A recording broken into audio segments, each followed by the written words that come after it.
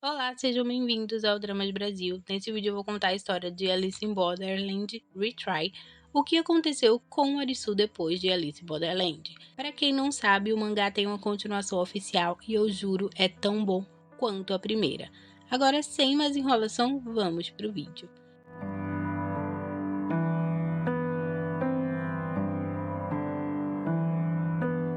O Arisu volta para as fronteiras, óbvio, como a gente sabe, ele não tem lembranças da primeira vez que ele foi, então ele fica confuso e acha que tudo é um sonho. Nisso, o mangá mostra o Arisu trabalhando, como a gente sabe, ele seguiu a carreira de psicologia, então ele trabalha em uma escola como conselheiro. Ele tá meio frustrado porque ele não consegue ajudar os alunos do jeito que ele queria, ele acha que não é muito útil. Um homem que está bebendo com ele diz que ele deve ser feliz e acreditar nele mesmo, porque o resto vem com o tempo e experiência e ele vai se tornar um bom profissional. Ele vai conseguir cuidar dos outros se cuidar de si mesmo primeiro. A Usaji liga pro Arisu e a gente vê que ela tá grávida e prestes a ter um bebê. Aí volta pro Arisu, que se lembra que antes dele chegar nesse lugar ele estava em uma conferência e que ele estava voltando para casa porque a Usaji estava prestes a ter o bebê. Ele olha em volta e encontra um prédio, o único iluminado. E ele acha que já viu aquele lugar, ele tem essa lembrança. Lá haviam algumas pessoas. Assim como o Arisu, as pessoas que estão ali dizem que não sabem que lugar é esse e que não lembram de nada também. Eles entram no jogo e pegam os celulares. Quando eles pegam esse celular, tem 6 imagens, são as pessoas que estão ali. Porém, tem uma pessoa que eles não conhecem e não está lá no local. E existem palavras, 6 vezes a palavra vida e uma morte. Então vamos para o primeiro jogo do mangá. Quando as luzes se acendem, tem uma pessoa morta no chão com um celular na mão. Quando Arisu vê o corpo no chão, ele lembra de tudo o que aconteceu em Alice in Borderland, sobre as fronteiras, sobre seus amigos, sobre o meteoro, ele lembra de tudo.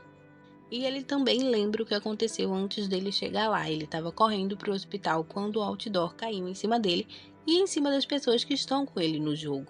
O Arisu percebe que, novamente, depois de 8 anos, ele está entre a vida e a morte. E diferente de quando ele era só um adolescente sem expectativas para o futuro, agora ele precisa voltar porque ele tem um filho a caminho. Eles acham que o homem deve ter tentado sair e a porta tem lasers, então ele foi cortado em pedaços. E aquele homem morto é o desconhecido do celular. Então vamos pro jogo, que é 9 de copas. Se você não lembra, o número é a dificuldade e o símbolo copas quer dizer jogos psicológicos e emocionais. O nome do jogo é Invasão na Terra e o tempo disponível são 10 minutos. Aquele celular que tem escrito 6 vezes a palavra vida e uma morte serve para eles dizerem quem vai morrer e viver. Isso já era óbvio. Quando eles clicam na pessoa que vai viver, ela consegue acesso a entrar em um casulo, e esse casulo protege ele do laser que fica em cima na sala. Então acontece a primeira rodada, são 6 jogadores de 6 casulos, então eles dão a vida um pro outro, eles entram nos casulos e todos sobrevivem. Eles passam para a próxima fase e aí começa a se complicar porque só tem 5 casulos e eles são 6. Quando o Arisu entra na sala, ele percebe que os 6 sobreviveram por causa do outro cara que morreu, porque senão seriam 7 pessoas para 6 casulos. Então as coisas começam a se complicar, eles precisam escolher quem vai morrer. Eles começam a pensar em alguma forma de todos saírem vivos e eles percebem uma coisa: mesmo se 2 pessoas chegarem no final, as 2 pessoas vão morrer porque elas vão dar morte uma para outra. No jogo tem um pai e uma filha e o pai decide que ele e a filha dele vão ficar dando vida um pro outro até chegar no final e ele se sacrificar por ela. Mas e se os outros jogadores se juntarem à equipe e dar morte para eles? E se tiver um traidor entre eles? Então eles percebem que definitivamente formar grupos não é a melhor solução, então eles decidem escolher quem vai morrer na cara dura. Ver quem tem mais probabilidade de sobreviver e matar a pessoa mais fraca. Então eles ficam tentando decidir o que fazer e um dos jogadores se levanta bem revoltado e diz que ele já tinha matado uma pessoa para comprar drogas e que ele tem uma faca, então óbvio que não iriam escolher ele para sobreviver. Nisso a gente tem um flashback mostrando que ele, naquele momento que caiu o outdoor, ele estava assaltando uma pessoa e ele o matou. E ele diz que quer sobreviver e que ele vai matar todo mundo ali para poder ganhar o jogo.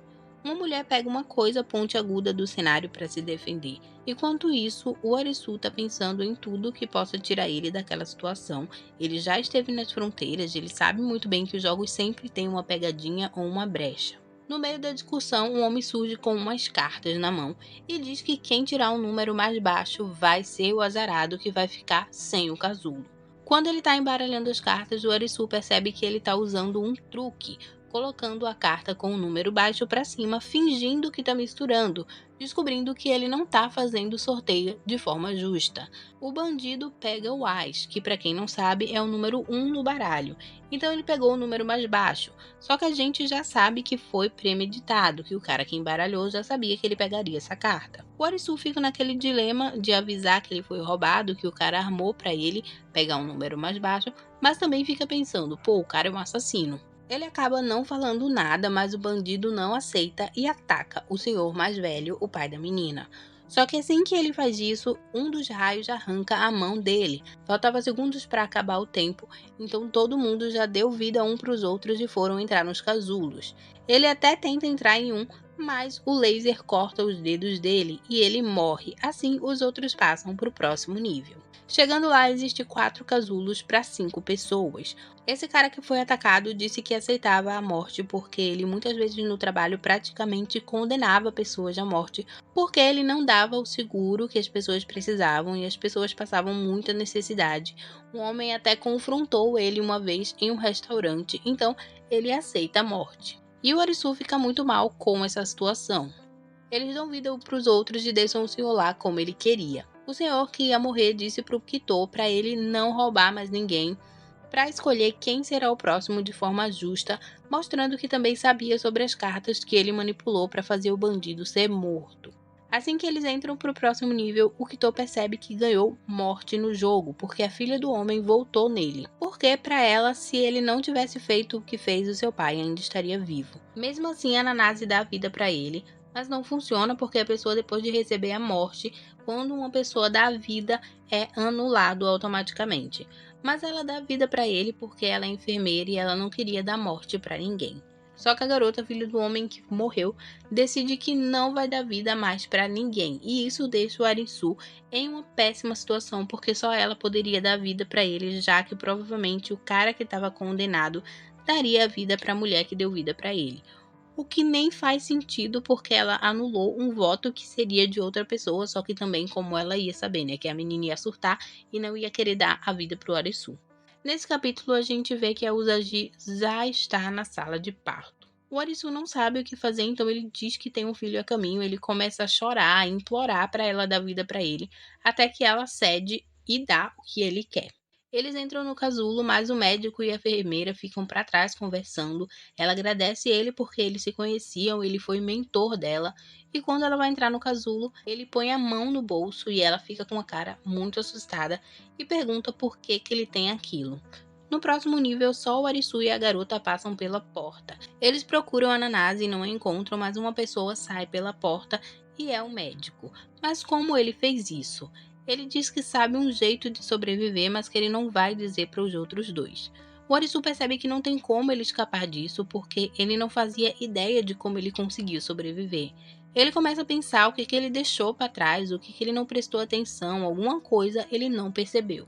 Ele começa a queimar o cérebro lembrando de tudo o que aconteceu para saber onde está essa brecha que esse médico conseguiu encontrar. O Arisu pensa sobre as regras que dizem que só pode dar os cartões tanto de vida quanto de morte para pessoas que sobreviveram no jogo, as pessoas que restaram ali.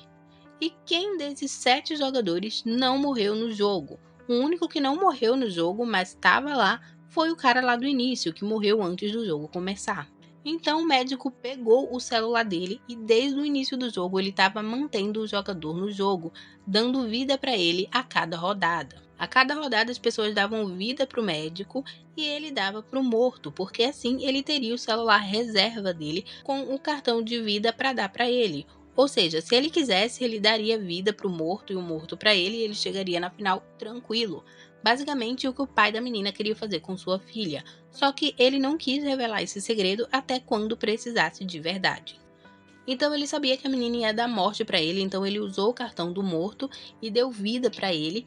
E com o cartão vida da Nanase, o cartão morto foi anulado, porque 2 cartões vida anula um cartão morto. O médico deu pro Arisu o cartão morte. Ele não precisa do cartão da garota porque ele já tem o celular do morto. Pro Arisu conseguir sair vivo, ele precisa que 2 pessoas deem vida para ele. Só que como isso vai acontecer se ele só tem a menina com ele? No fim, o Arisu começa a pensar e ele diz que já entendeu o jogo. Ele lembra de uma fala da garota lá na segunda rodada. Ela disse que esse jogo é como uma dança das cadeiras, sabe aquela brincadeira de ir tirando a cadeira e sentar? E eventualmente algum jogador fica de fora. Só que ela trabalha em uma creche, então quando ela faz essa brincadeira, ela coloca as cadeiras para todas as crianças, para que não haja perdedor. Porque as crianças têm de 2 a 3 anos e elas não gostam de competições. E aí o Arisu começa a explicar o jogo. Na verdade, o cadáver deixado no início era para que todos sobrevivessem juntos. Já que eles tinham o celular morto, todos eles só precisavam dar morte pro cara que já estava morto. E aí fica a pergunta, mas e as cápsulas? Caberia todo mundo lá? Quando eles olham para as cápsulas, não tinha nada escrito na capacidade. Eles só olhavam uma vez que foi lá no início. E lá estava falando que a capacidade era de uma pessoa, mas eles não olharam mais depois disso. E isso mudou depois da primeira rodada. Eram 6 pessoas. Mas o Arisu fala que o casulo era enorme e que ele se sentiu muito incomodado no início porque ele achava que caberia pelo menos 2, 3 pessoas em cada casulo. Ou seja, eles poderiam ter sobrevivido se tivessem dividido as cápsulas até o final. O médico não estava convencido dessa história toda, ele quer sobreviver, ele conta sobre o que ele passou quando o meteoro caiu na cidade há 8 anos atrás. Havia uma ordem de prioridade, então nem todos foram salvos e ele se sentiu culpado. Ele quer sobreviver e continuar salvando vidas e compensar as vidas que ele não salvou no jogo. O Arisu dá morto pro homem que já estava morto e vida pro médico. O Arisu diz que o médico não foi o único errado nessa história porque o Arisu também sabia da trapaça da carta e não falou nada. Ele diz que o final do jogo está nas mãos do médico, ele decide qual o final. E ele dá todo um discurso sobre arrependimentos, porque ele tem vários arrependimentos e se ele tivesse descoberto tudo isso antes, todos eles estariam vivos. Ele não pode mudar o passado, mas ele pode mudar o futuro. O médico também se arrepende porque ele matou a amiga dele que protegeu ele até o fim. Ele fez a escolha certa e os 3 dão vida um para o outro. Todos eles entram no abrigo como Arisu disse que aconteceria. Na última rodada ainda tinha 2 casulos como o Arisu sabia que teria. Mas o médico acha que não merece ser perdoado, ele não quer entrar no casulo. A garota dá um tapa nele e ela diz que ele não pode desistir porque ele ainda precisa salvar os seus pacientes. Eles chegaram até ali e não podem desistir. Eles decidem sobreviver e os 3 juntos entram nos casulos. O Arisu lembra dos seus amigos e da Shibuki também e diz que eles irão se ver em breve, mas não agora. O jogo acaba e o Arisu volta para o mundo real.